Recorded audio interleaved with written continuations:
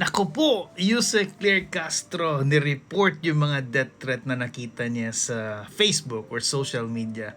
Particularly dun sa post na si VP Sara kamukha si Claire, si Chucky, or either si Claire ba yung kamukha ni Chucky. Ni-report sa NBI. Humanda na kayo, mag-delete na kayo ng comment. Kasi nga, part of that threat daw yun. Tingnan nyo to.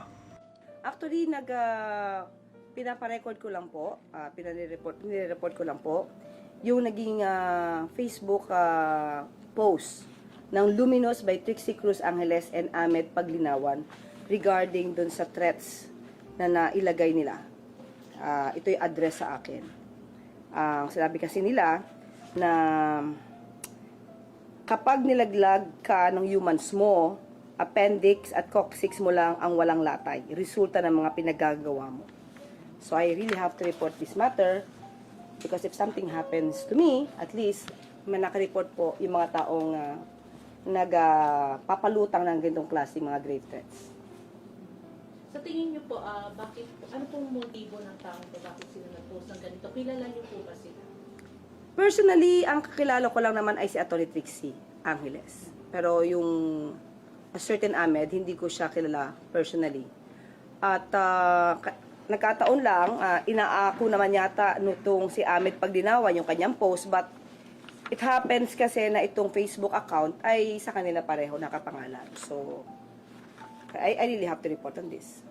Ma'am, anong background possibly behind this post? When I made this Chucky remark, and then ito, sila yung nag-threaten sa akin. Okay? Okay na? Moving forward, paano kung mangyayari sa NBI after this po? Sa ngayon po kasi ang bala ko lang ay i-report. Kung magsasampa man ako ng kaso, pag-iisipan ko muna. Ba't kailangan ko lang kasing i-report ito para at least nga, kung may mangyari man sa akin, may mga tao silang pwede maimbestigahan.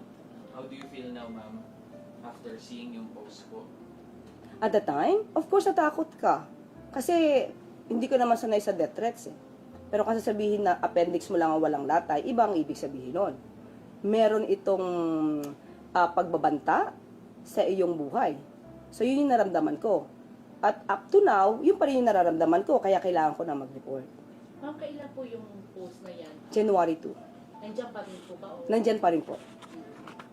Ma'am, ano po yung mensahe niyo po sa kanila? Sa atin lang naman, kung sinasabi nila may freedom of expression sila. Lahat naman tayo dito ay dapat na ma-exercise yung ating freedom of expression. At hindi kinakailangan na kung ikaw man ay nag-o-oppose sa sinabi ng isang tao, ikaw ay magbabanta na sa buhay niya. Hindi po nadadaan ang anumang diskurso sa pagbabanta sa buhay, yung pagiging bayolente. Huwag nilang gayahin ang mga idolo nila. Prior to this post, meron po bang may previews na post towards you? Wala ako napansin. Ito lang kasi yung nakita ko.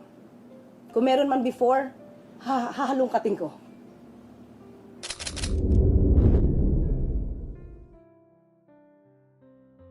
Hala, humanda na kayo. Mag-start na kayo ng delete ng post at saka mga comment kasi NBI sa dumiretso.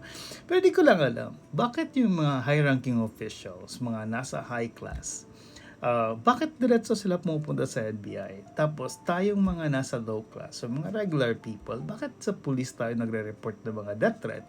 Yung may mga kaso-kaso, bakit number one na pupuntahan natin is police? Yun lang yung question ko doon. But again, for now, magsimula na kayo mag-delete. But for now, let me know what you guys think. For now, cheers, bye!